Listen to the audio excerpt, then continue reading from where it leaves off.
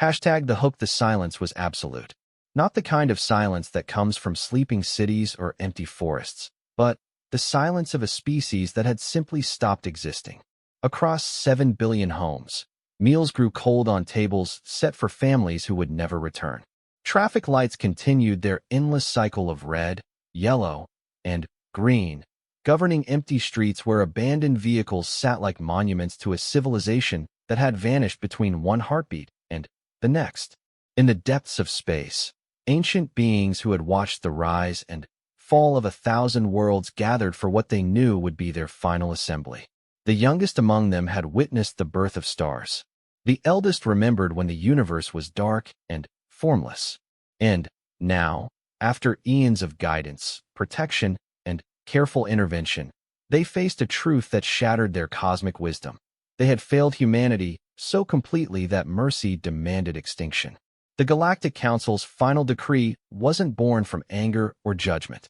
It was born from love, the kind of love that watches a child walk toward a cliff and realizes that sometimes the kindest act is to stop them from taking another step, even if it means the child will never learn to fly. Part 1. The gathering storm. The observation chamber aboard the Nexus Prime station floated in the void between galaxies, its crystalline walls offering an unobstructed view of the spiral arm where Earth resided. Zephyra of the Luminous Reach stood before the massive viewing port, her ethereal form shimmering with the accumulated wisdom of 12 million years. Her species had transcended physical form long before humans discovered fire, yet she maintained a shape recognizable to those who might observe her, tall, graceful, with features that suggested both profound intelligence and infinite compassion. Behind her, the Grand Assembly Hall stretched for miles in every direction, its architecture defying the normal constraints of three-dimensional space. Representatives from 67 different species filled the vast chamber, some existing as pure energy, others maintaining their original biological forms, and still others having chosen technological integration that made them appear as living constructs of metal and light. The diversity was staggering. Beings who breathed methane sat alongside entities that fed on cosmic radiation, while others required no sustenance save the background hum of the universe itself. The Cetacean Collective had sent their whale-song ambassadors, their melodic communications creating harmonic frequencies that other species experienced as both sound and emotion. The crystalline shard mines projected their thoughts as geometric patterns that danced through the air like living mathematics. Ancient tree beings from the forest worlds extended their root networks through quantum channels, sharing nutrients and information across impossible distances. At the center of it all sat the Primarchs, the first beings to achieve consciousness in this universe. They had no names that could be spoken, no forms that could be perceived by lesser entities. They existed as fundamental forces, as inevitable as gravity or time, and when they communicated, reality itself seemed to pause and listen. Zephyra turned from the viewing port as the session formally began. The ceremonial tones that marked the opening of a grand assembly hadn't been heard for 3,000 years, not since the decision to allow the Vraxi Empire to colonize the Andromeda Spiral despite their troubling tendency toward genetic manipulation. That decision had eventually led to the Vraxi transcending their biological limitations and becoming something beautiful and strange, justifying the Council's patience. This time felt different. The weight of what they were considering hung over the assembly like a dying star, heavy with inevitability. "We convene," spoke Archon Valem through a translation matrix that rendered his crystalline thought patterns into concepts the various species could understand, "to address the matter of species designation, human, planet of origin, Earth, Sol system, or Ion Arm current status, critical intervention threshold exceeded." The formal language couldn't disguise the pain in his transmission.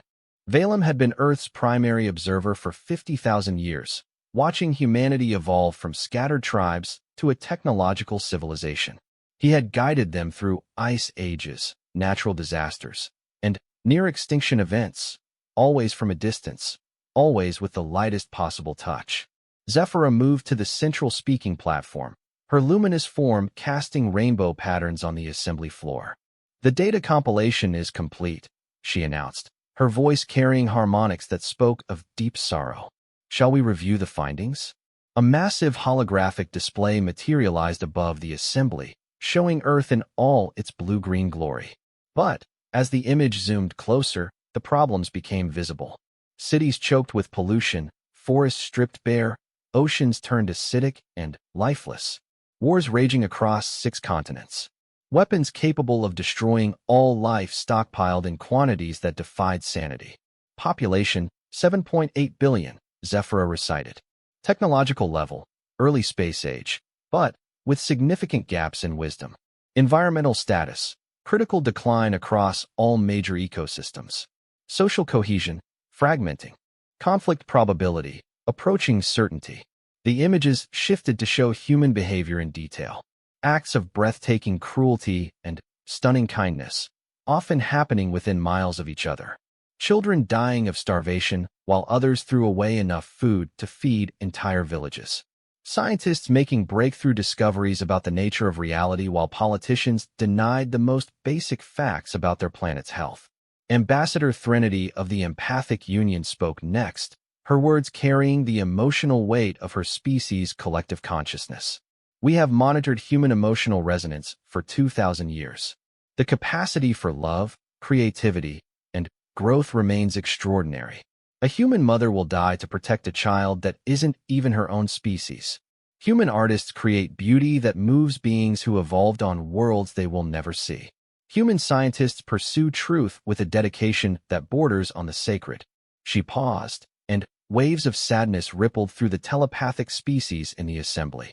But the capacity for hatred, for deliberate cruelty, for willful ignorance, it has grown alongside their other abilities. They torture their own kind for entertainment. They destroy their planet's life support systems for short-term profit. They create weapons designed to maximize suffering rather than simply ending life quickly. The quantum monks, who existed partially outside normal space-time, projected their analysis directly into the minds of the assembled beings. Their perspective was unique. They could see the probability streams that flowed from current events, watching potential futures branch and merge like a vast river delta. In 67% of probable timelines, they reported, humanity destroys itself within the next century. In 28%, they destroy their planet's ability to support complex life. In 4%, they develop into a conquering species that brings suffering to other worlds. In less than 1% do they achieve the wisdom necessary for true civilization. A murmur ran through the assembly, not of sound, but of shared concern. Even species that had taken millions of years to reach maturity usually had better odds than that. Elder Karathis of the Deep Builders spoke from the section reserved for species so ancient that they remembered the universe's first galaxies. We have guided 7,436 species through the transition from planetary to galactic consciousness. Some took longer than others. Some required more intervention. But none have shown such a combination of potential and destructiveness. The holographic display showed a timeline of human development, with markers indicating moments when the Council had intervened. The deflection of asteroids that would have caused extinction events. The subtle guidance that led humans away from certain technological developments that would have been premature. The careful nurturing of individuals who would become teachers, artists, and scientists. Every intervention has been according to the preservation protocols, Zephyra continued. Minimal interference. No direct contact. No disruption of natural development patterns. We have been gardeners, not engineers. The hive mothers of Kepler, 442b spoke in unison, their collective voice carrying the weight of a species that had learned to subsume individual desires for the greater good. Perhaps the protocols are insufficient. Perhaps this species requires direct guidance. Direct guidance has been considered, replied Archon Valem, and the display shifted to show detailed projections. Computer models based on successful interventions with other species suggest that direct contact with humanity at this stage would result in either religious worship, which would stunt their development, or violent rejection, which would accelerate their self-destruction. Their psychology is uniquely suited to neither submission nor immediate cooperation. The assembly fell silent as they absorbed this information. In the void beyond the station, galaxies wheeled in their eternal dance, indifferent to the drama playing out among the beings who had appointed themselves guardians of consciousness itself. Speaker ZYNTH of the logic engines broke the silence. What of the successful examples? Surely some humans demonstrate the potential for growth. The display changed to show individuals from throughout human history. Teachers who had given their lives to educate others. Scientists who had refused to develop weapons even under threat. Artists who had found beauty in the darkest circumstances. Parents who had raised children to be kinder than themselves. The successful examples are numerous and inspiring, Zephyra acknowledged. But they remain minorities within their populations, often persecuted by the very societies they're trying to improve. Human social structures seem designed to suppress the best aspects of their nature while amplifying the worst. The symbiotic pairs, species that had evolved as linked consciousness, offered their perspective through harmonized thought. Perhaps the problem is their individualism. They cannot see themselves as part of a greater whole. Yet that individualism is also the source of their greatest strength, countered the Artistic Confederation. No other species creates such diversity of expression. Their art, music, and literature show an understanding of beauty that transcends their biological origins. The debate continued for hours, with each species offering insights based on their own evolution and experience. The warrior clade spoke of humanity's potential for both noble sacrifice and savage destruction.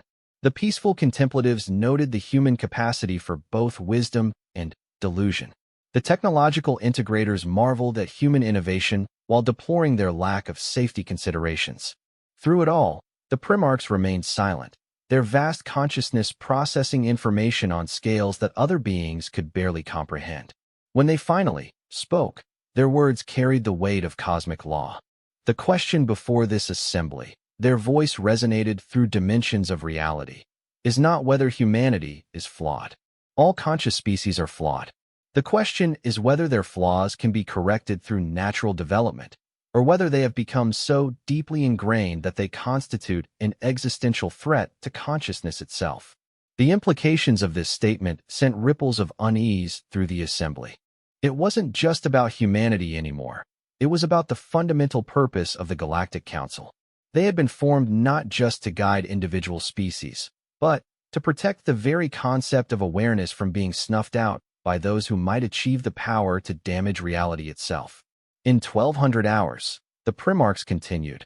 We will reconvene for the final determination. Each delegation will present their recommendation for species designation. Human. The options are continued observation, direct intervention, quarantine protocols, or final mercy. The euphemism didn't fool anyone. Final mercy meant exactly what it sounded like. The gentle, instantaneous ending of an entire species to prevent greater suffering. As the assembly dispersed, Zephyra remained at her viewing port, staring at the distant point of light that was Earth's sun. Around her, other beings moved through the vast corridors of Nexus Prime, each carrying the weight of an impossible decision.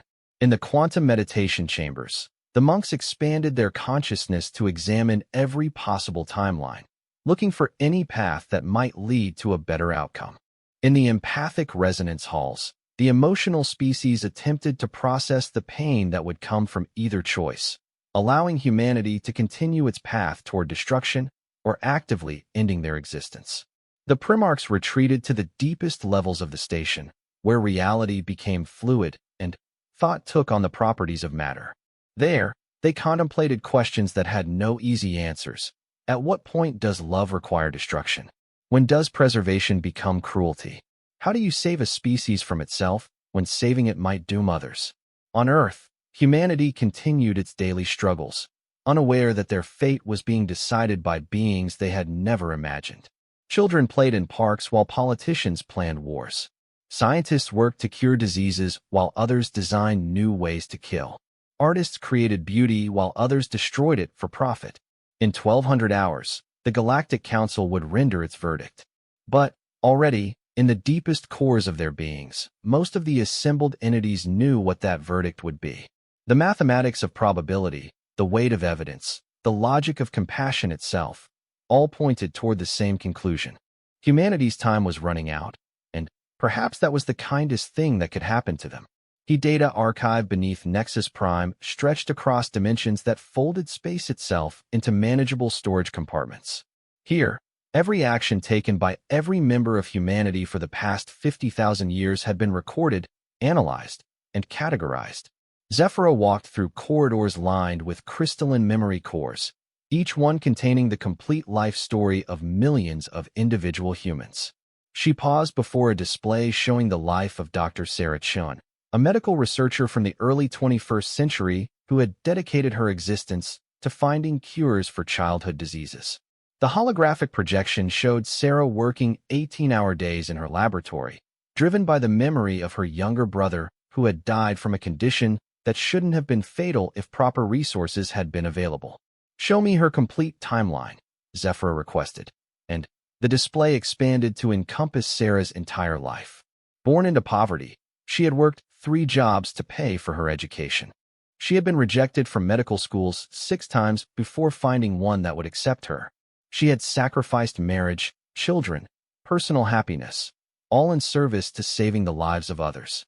The projection showed Sarah's breakthrough moment, the discovery of a gene therapy technique that could prevent a rare but devastating childhood neurological disorder. Her joy was radiant, infectious even through the recording. But then, the timeline continued, showing how pharmaceutical companies had purchased her research and priced the treatment so high that only wealthy families could afford it. The same children Sarah had worked to save were dying because the cure existed but was financially inaccessible. The display showed Sarah's final years, bitter, broken, watching helplessly as corporate greed turned her life's work into another mechanism for inequality. She died alone in a small apartment, surrounded by awards and honors that felt meaningless in the face of her failure to actually save the children she had devoted her life to protecting. This pattern repeats across millions of individual cases, Zephyra murmured to herself. The archive was full of such stories, humans achieving incredible feats of compassion, creativity, and dedication, only to see their efforts corrupted or destroyed by the very social systems they were trying to improve. Behind her, Archon Valem materialized, his crystalline form refracting light into prismatic patterns that conveyed his emotional state. The patterns were chaotic, discordant, a visual representation of internal conflict. The empathic union has completed their deep analysis of human emotional resonance patterns, he reported. The results are troubling. They moved to a larger display chamber where the findings could be properly visualized. The holographic projection showed humanity as a vast network of emotional connections, with individuals represented as points of light, and their relationships shown as flowing energy streams between them. At first glance, Valem explained, the pattern appears healthy. Strong family bonds, friendships, romantic partnerships, community connections. The capacity for love and empathy is genuinely remarkable. The display zoomed in to show specific examples, a mother comforting a frightened child, friends supporting each other through tragedy, strangers helping during natural disasters. The emotional resonance was beautiful, creating harmonies that even the most advanced species found moving. But watch what happens when we factor in the larger social structures, Valem continued, and the display shifted to show a different layer of information. Suddenly, the beautiful network became fractured, divided by lines of tribe, nation, religion, race, and ideology. The same humans who showed boundless compassion for their in-group displayed casual cruelty toward anyone designated as other. The emotional harmonies became discordant, canceling each other out in waves of mutual hostility. They're capable of experiencing empathy, Valem observed, but only within arbitrary boundaries that they themselves create and constantly redefine. A human will die to save a child of their own species, but will ignore the suffering of millions if those millions belong to a different category. Zephyra studied the patterns, watching as humans formed emotional bonds that could have lifted their entire species, then immediately used those same bonds to justify violence against those outside their group. It's as if they have the capacity for universal love, but their psychology prevents them from accessing it. The empathic union believes it's a result of their evolutionary history, Valem continued. They evolved in small tribal groups where in-group loyalty and out-group suspicion provided survival advantages. But they've never developed past that stage psychologically, even as their technology has given them the power to affect the entire planet. The display shifted to show human conflicts throughout history. Wars fought over resources that could have been shared. Genocides committed in the name of ideologies that preached love and peace. The same humans who created art celebrating the unity of all life, simultaneously developing weapons designed to end all life. The quantum monks have completed their probability analysis, Valem reported. They've examined over 10 million potential intervention scenarios. The display changed to show a vast tree of branching possibilities, each branch representing a different approach the Council might take. Some branches showed direct contact, the Galactic Council revealing themselves to humanity and offering guidance. These scenarios almost invariably led to religious wars as different human groups claimed exclusive access to divine revelation, or to technological disasters as humans gained access to advanced tools without the wisdom to use them responsibly. Other branches showed subtle interventions, nudging human development through carefully placed inspirations, preventing certain technological developments while encouraging others. These scenarios showed marginal improvements, but the fundamental problems remained. Humans continued to organize themselves into competing groups, continued to prioritize short-term gains over long-term survival, continued to treat their planet and each other as resources to be exploited. What about the quarantine scenarios? Zephyr asked. The display shifted to show branches where humanity was isolated, prevented from expanding beyond Earth while being left to develop naturally. These scenarios had their own problems. Confined to a single planet with limited resources and a growing population, humans became increasingly desperate and violent. The quarantine scenarios led to earlier self-destruction, not later salvation. The mathematics of compassion is unforgiving, Valem said quietly. Every path we can see leads to the same destination. They moved deeper into the archive, to a section that contained the Council's records of other species that had faced similar challenges. The Vraxi had been warlike and expansionist, but they had eventually learned to channel their aggression into constructive competition. The Thornlings had been environmentally destructive, but they had developed a symbiotic relationship with their planet after nearly destroying it. Show me the failure cases, Zephyr requested. The displays around them came alive with the records of 17 different species that had been granted final mercy over the Council's long history. Each had shown promise. Each had been given every possible opportunity to develop wisdom alongside power. And each had ultimately proven that their flaws were not developmental stages to be outgrown, but fundamental aspects of their nature that could not be changed without destroying what made them who they were. The Devourers had been a species of remarkable intelligence and creativity, but their definition of self included only their immediate family groups. They had seen all other life as food to be consumed, and no amount of patient guidance could expand their circle of moral consideration. Eventually, they had developed the technology to strip entire planets of their biospheres, and the Council had been forced to act before they could spread to other worlds.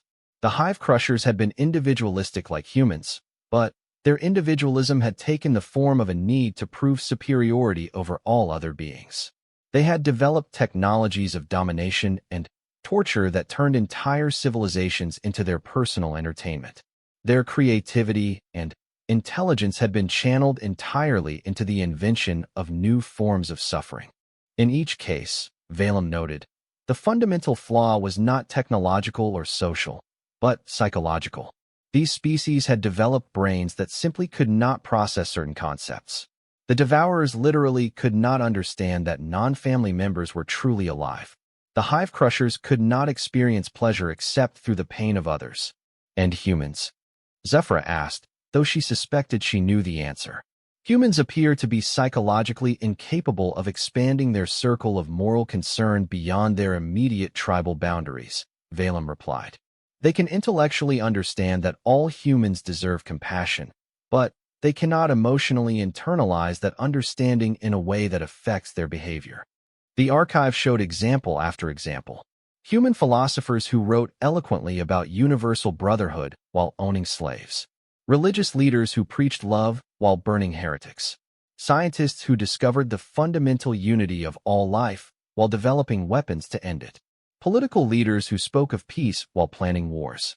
It's not that they're evil, Zephyr observed. They're trapped by the structure of their own minds. Which raises the fundamental question, Valem said. If a species is psychologically incapable of developing the wisdom necessary for cosmic citizenship, what is our obligation toward them? They made their way to the deepest level of the archive, where the Primarchs maintained their private records. These weren't just observations of individual species, but analyses of the fundamental patterns that govern the evolution of consciousness itself. The records showed that consciousness was not inevitable. For every species that developed awareness, millions of others remained forever locked in simple stimulus-response patterns. And for every species that developed awareness, hundreds more developed awareness coupled with destructive tendencies that ultimately led to their extinction. The universe was vast and largely empty not because consciousness was rare, but because consciousness without wisdom was a fundamentally unstable combination. Intelligence plus technology minus compassion equaled destruction, as reliably as any physical law. The humans are not unique in their flaws, the pre-March records indicated. But they are unique in the speed with which they are developing the power to act on those flaws. Most species take millions of years to develop planet-destroying technology. Humans have done it in less than 10,000 years. The mathematical models were clear. At their current rate of technological development, humans would have the capability to sterilize their entire solar system within a few centuries. If they ever achieved interstellar travel while maintaining their current psychological limitations, they could theoretically destroy all life in the galaxy given enough time. The Council exists to protect consciousness, Zephyrus said slowly. If we allow humanity to continue developing along their current path, we may be sacrificing trillions of future beings to preserve billions of current ones. That is the calculation, Valem agreed. But it assumes that humans cannot change. They access the final set of records, the psychological profiles of individual humans who had demonstrated the capacity for genuine wisdom. These were the teachers, artists, scientists, and leaders who had somehow transcended their species' limitations and developed a truly universal perspective. The profiles were remarkable. These individuals had often suffered greatly, had faced challenges that forced them to grow beyond their biological programming. But they were statistical outliers. Perhaps 1 in a million humans achieved this level of development, and, even then, their influence on their species as a whole was minimal. They show what humanity could become, Zephyr noted. But they also show how rare that potential is. The question, Valem said, is whether we have the right to deny the possibility of growth to an entire species based on statistical probability. And the counter-question, Zephyr replied, is whether we have the right to risk all other conscious life in the universe for the sake of one species that may never learn to control its destructive impulses. As they made their way back toward the main levels of Nexus Prime, they passed through sections of the archive dedicated to human achievements that had moved even the most advanced members of the Council. Human music that spoke to universal emotional truths. Human art that captured the beauty and pain of existence in ways that transcended species barriers. Human scientific discoveries that had contributed to the Council's own understanding of reality. Humanity was not a species without merit. They were capable of profound beauty, deep insight, and genuine love. But they were also capable of casual cruelty, willful ignorance, and destructive hatred on a scale that could threaten everything the Council had spent millions of years protecting. The evidence was overwhelming, comprehensive, and heartbreaking. In less than 800 hours, the Council would reconvene to make their final decision. The weight of that decision pressed down on every member of the Assembly like a collapsing star. In the observation chambers, beings who had guided the evolution of consciousness for eons struggled with emotions they rarely experienced: doubt, grief, and the terrible responsibility of playing God with an entire species. They had never wanted this power, had taken it on only because someone had to make these choices. And Now they faced the possibility that love itself might require them to commit the greatest act of destruction in their long history. The universe waited, indifferent to their struggle, while consciousness itself hung in the balance.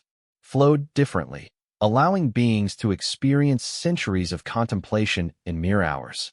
Zephyra found herself there as the final deliberations approached, seeking clarity in the bioluminescent forest that had been grown from the consciousness seeds of 1,000 different worlds. She was not alone. Throughout the gardens, other council members wandered the glowing pathways, each struggling with the magnitude of their upcoming decision. The empathic union representatives moved in clusters, sharing their emotional burden across their collective consciousness. The quantum monks flickered in and out of visible reality, exploring probability streams in dimensions where cause and effect operated differently. Near a fountain that sang with the harmonic frequencies of crystallized starlight, Zephyra encountered Ambassador Threnody. The empathic union's representative had been one of humanity's most vocal advocates, but now her bioluminescent skin patterns showed deep distress, swirling vortexes of conflicted emotion that painted her in shifting shades of sorrow and determination. "I've been reviewing the individual files," Threnody said without preamble. "Not the statistical analyses or probability matrices. The actual lives. The stories of specific humans." She gestured, and a holographic display materialized between them, showing the life of a human child named Marcus. Born into poverty in a war-torn region of Earth, Marcus had lost his parents to violence before his 5th birthday. The projection showed him living on the streets, scrounging for food, sleeping in abandoned buildings. "Watch," Threnody whispered. The timeline progressed, showing how Marcus had found other orphaned children and had begun sharing his meager findings with them. Despite having almost nothing, he had appointed himself their protector, going hungry so they could eat, staying awake to watch for dangers while they slept. He was 8 years old, Threnody continued. He had every reason to become selfish, violent, consumed with his own survival. Instead, he chose to care for others. The display showed Marcus growing up, eventually being found by a relief organization and educated. He became a doctor, returning to the same war-torn region where he had suffered, building hospitals and training local medical personnel. His life was a testament to the human capacity for transcendence, the ability to transform suffering into compassion. "I have files on 12 million humans like Marcus," Threnody said. Individuals who overcame their biological programming, their social conditioning, their personal trauma, and chose to become something better than their circumstances suggested was possible. Zephyra studied the projection thoughtfully. 12 million out of 7.8 billion. Less than 0.2%. But they exist, Threnody pressed. They prove that transformation is possible. How can we condemn an entire species when we know that some of them can become what we hope they all might be? Before Zephyra could respond, they were joined by Elder Karathis of the Deep Builders. His ancient form moved slowly through the garden, each step deliberate and weighted with the wisdom of eons. Where he walked, the bioluminescent plants responded by growing brighter, as if recognizing the presence of a consciousness older than their own evolutionary history. "I have been considering the philosophical implications," he said in his measured way.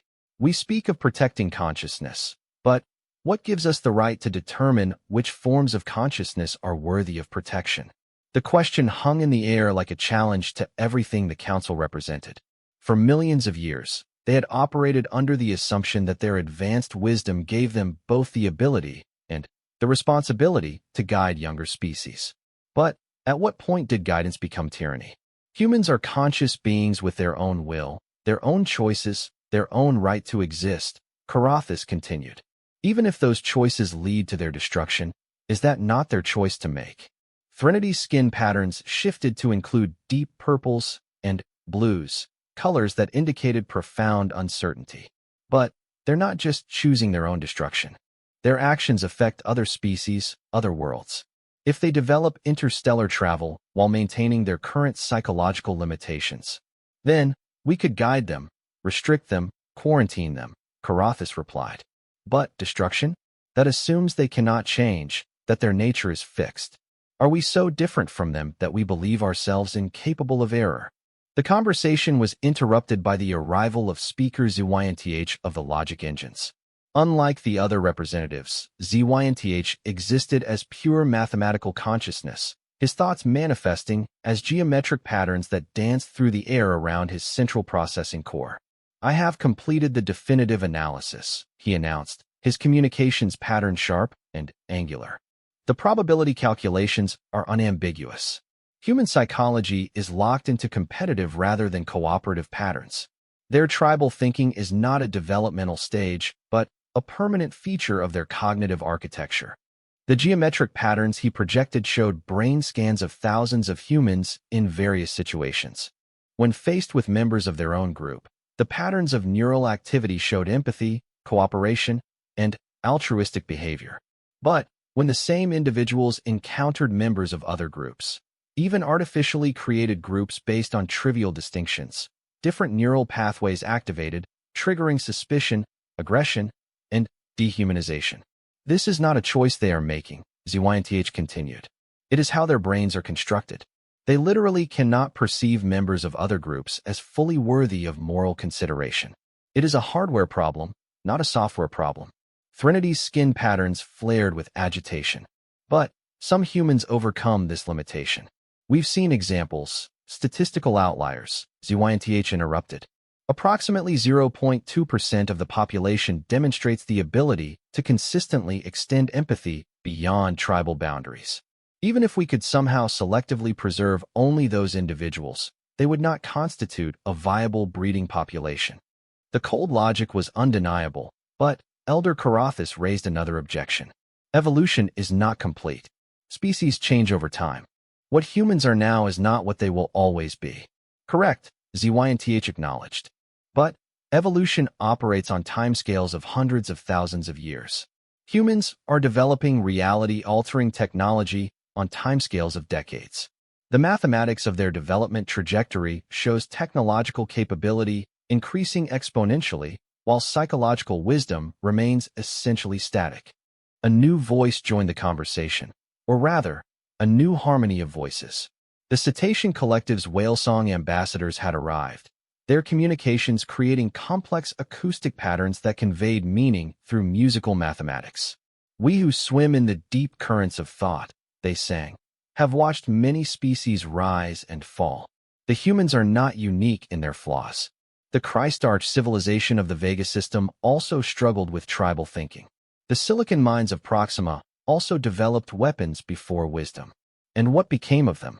Zephyra asked, though historical records had already provided the answer. "The Christarchs learned to merge their tribal consciousness into a collective awareness. It took them 50,000 years, but they achieved it. The silicon mines developed distributed intelligence networks that allowed them to think as individuals while sharing a unified value system." The whale songs carried undertones of deep sadness. But both species had advantages that humans lack. The Christarchs were naturally telepathic. Their tribal divisions were based on philosophy rather than inability to perceive others as truly conscious. The silicon mines could literally reprogram their own psychology. Humans have neither capability. "So you're saying they're doomed?"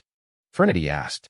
"We're saying," the whale songs replied, "that their path to wisdom would require them to become something other than human.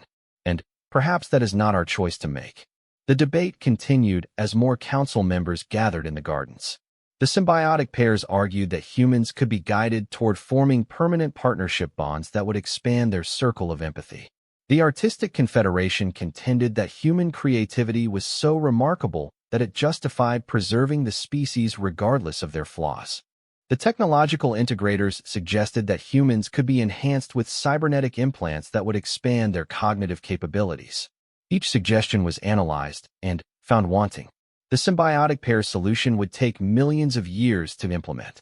The Artistic Confederation's position ignored the fact that human creativity included creating new forms of suffering. The technological integrators' enhancement proposal would fundamentally alter human nature, essentially killing the original species to create something new. As the hours passed, the debate began to center on a fundamental philosophical question. What was the Council's actual purpose? Were they gardeners, carefully tending the growth of consciousness throughout the universe? Were they judges, determining which species deserved to continue existing? Or were they something else entirely? Perhaps, suggested the ancient wanderers, species so old that they remembered the universe's first stars. We have been asking the wrong question. Instead of asking whether humanity deserves to survive, we should ask whether the universe would be better or worse without them. This reframing shifted the entire discussion. If humans vanished, what would be lost? Their art, their music, their literature, but these existed in the Council's archives and could be studied by future species. Their scientific discoveries, but other species would eventually make the same discoveries. There,